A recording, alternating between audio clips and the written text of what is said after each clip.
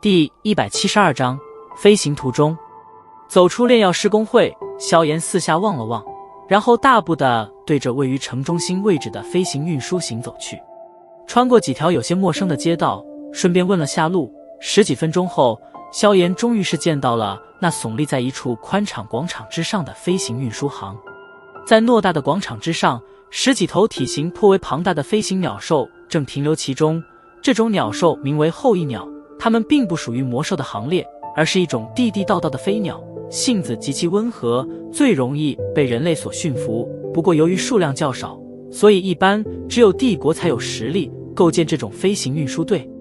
这些后翼鸟虽然速度比不上别的能够魔兽飞鸟，不过却好在持久力极强，只要吃饱一顿便能以平稳的速度飞上将近4-5天的时间。而且此鸟驮负能力颇为出色，一只成年的后翼鸟能够轻易地搭载超过自己体重5-6倍的东西进行长时间的飞跃。这些后翼鸟若是在帝国战争期间，将会被帝国军部强制收回，直到战争停歇之后才会再次返回民间，所以他们之中很多都曾经经历过惨烈的战争。走进广场，喧闹的声波犹如灌顶一般，猛地从萧炎耳中灌注而进，让得猝不及防的萧炎耳朵嗡嗡地响了好片刻，方才缓缓回过神来，狠狠地甩了甩脑袋。萧炎抬头望着那人群拥挤的广场，发现在每一头后翼鸟的身旁都排着一节长长的队伍，甚至在后翼鸟的那木梯旁，萧炎还能看见一个身着制服的家伙正在收着上鸟的票单。愕然地望着这一幕，半晌后，萧炎苦笑着摇了摇头，拉着一位路人问清购票地点之后，这才踱着步子来到广场东南角落的一处售票台处。此时的售票台之前正排着长长的队伍，见状，萧炎也只得无奈地在那队伍之后安静地等待着。等待期间，耳边喧闹的嘈杂声一直未曾停歇过，手指揉着太阳穴，萧炎忽然有些羡慕小医仙。现在他才知道，有一个飞行坐骑实在是太方便了，只要一声竹哨声，偌大的斗气大陆随你闯荡。妈的，以后一定也要搞个飞行宠物。咬了咬牙，萧炎在心中恶狠狠地道：先生，你是要到哪？在萧炎自顾自地想着之时，一道女子声音从前面响了起来。微微一愣，萧炎抬起头来，却是发现原来队伍已经轮到了自己。在面前的柜台内，一位身着制服的艳丽女子正用职业化的笑容询问着自己，不过萧炎怎么看那笑容中似乎都有着几分不耐。帝国东部边境靠近塔戈尔大沙漠的城市，萧炎瞟了一眼面前这略有几分姿色的女子，淡淡的道。闻言，女子微微撇了撇嘴，低声嘀咕了几声，然后扯出一张用特殊的魔兽皮毛制作而成的票单。不过就在她即将递给萧炎之时，不耐移动的目光却是忽然停在了萧炎胸前的那枚炼药师徽章之上，顿时伸出的手掌骤然凝固，在萧炎微微皱眉的注视下，将票单触电一般的快速抽了回去，同时脸颊上堆起甜甜的笑意，小心翼翼地询问道：大人，您是炼药师？有问题？萧炎皱眉道：没有，只是按照帝国的规矩，炼药师可以免费享受飞行运输行的服务，所以请您跟我来，我们有为炼药师专门准备的飞行坐骑。见到萧炎点头，女子连忙摇了摇头，恭敬地笑道。闻言，萧炎再次一愣，片刻后不由得有些感叹，这炼药师的身份当真是高贵的有些让人咂舌呀，竟然连这种小事情帝国都是吩咐的妥妥当当，难怪很多人只要一见到炼药师便是恭敬的嘴脸，这种职业的珍惜与高贵远远超出了萧炎以前的意料。在周围那些羡慕与敬畏的目光注视下，萧炎轻拍了拍背后的悬重尺，然后跟着那名出了柜台的女子行去。一路之上，那位有些姿色的制服女子不知是有意还是无意，行走在前面，那丰臀与细腰不断地摇曳着火爆性感的弧线，虽然其容貌不是绝色，不过配合着那紧身的制服裙袍，倒还真的有些让人小腹冒火。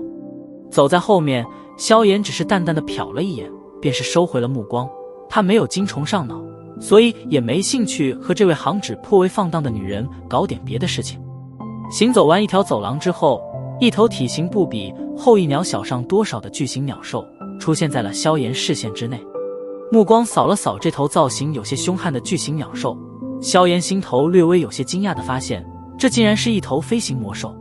观其气息，它的级别似乎只停留在1阶左右，不过萧炎却能感受到它周身流动的风属性能量，显然这是一头风属性的飞行魔兽。这种魔兽的飞行速度一般极为快捷，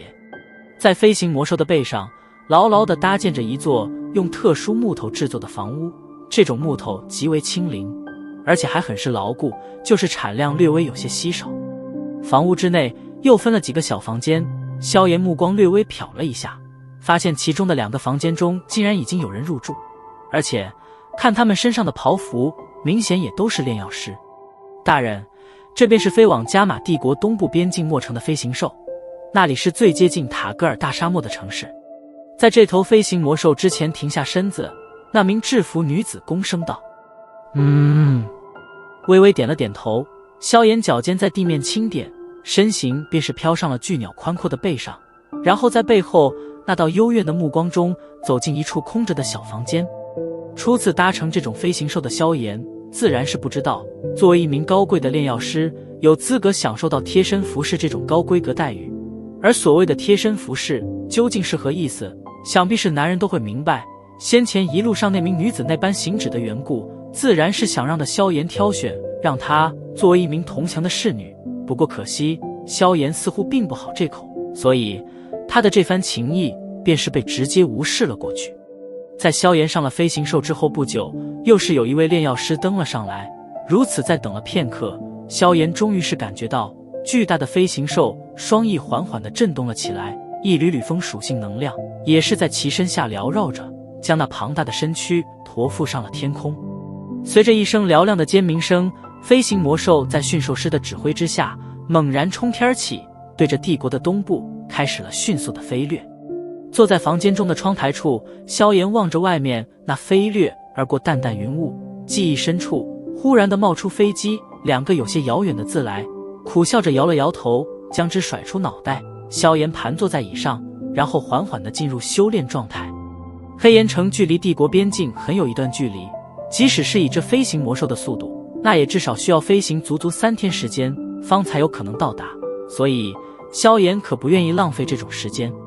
明亮的天色逐渐的变暗，然而修炼之中的萧炎忽然被一阵阵异声惊醒了过来。缓缓地睁开眼睛，萧炎发现房间之内的那枚月光石已经开始散发着淡淡的光芒，将外面的黑暗夜色驱逐了出去。轻吐了一口浊气，萧炎无奈地望着左边的房间，那里面男子的喘息声与女人的妩媚呻吟声正犹如魔音灌脑一般不断地传来。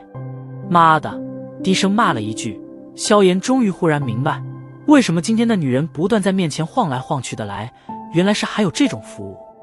无奈地摇了摇头，这种状态萧炎可不敢再继续修炼，叹了一口气，从那戒中将血莲晶、冰灵燕草以及那枚3阶魔核取了出来，小心翼翼地轻放在桌面之上，然后手指弹了弹漆黑的戒指，顿时药老摇摇晃晃地从中飘了出来。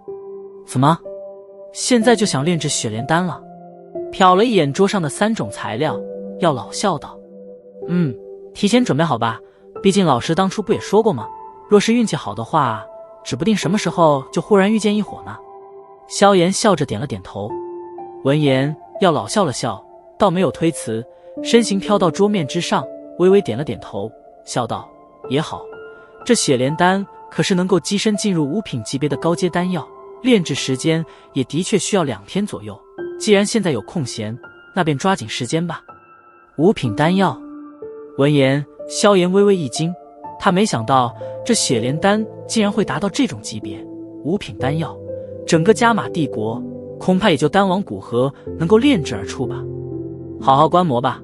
近距离观看如何炼制高阶丹药，对你好处可不小。对着萧炎提醒了一声，药老缓缓地探出手掌，顿时森白的火焰便是袅袅地从其掌心中升腾而起。望着那簇簇森白火焰，萧炎忍不住地舔了舔嘴，这便是那让的他日思夜想的一火呀。淡淡地望着手掌之上的森白火焰，待得他逐渐升腾起来之后，药老轻吐了一口气，然后将那枚3阶魔核丢了进去。而血莲丹的炼制便是在这高空之上正式的启动。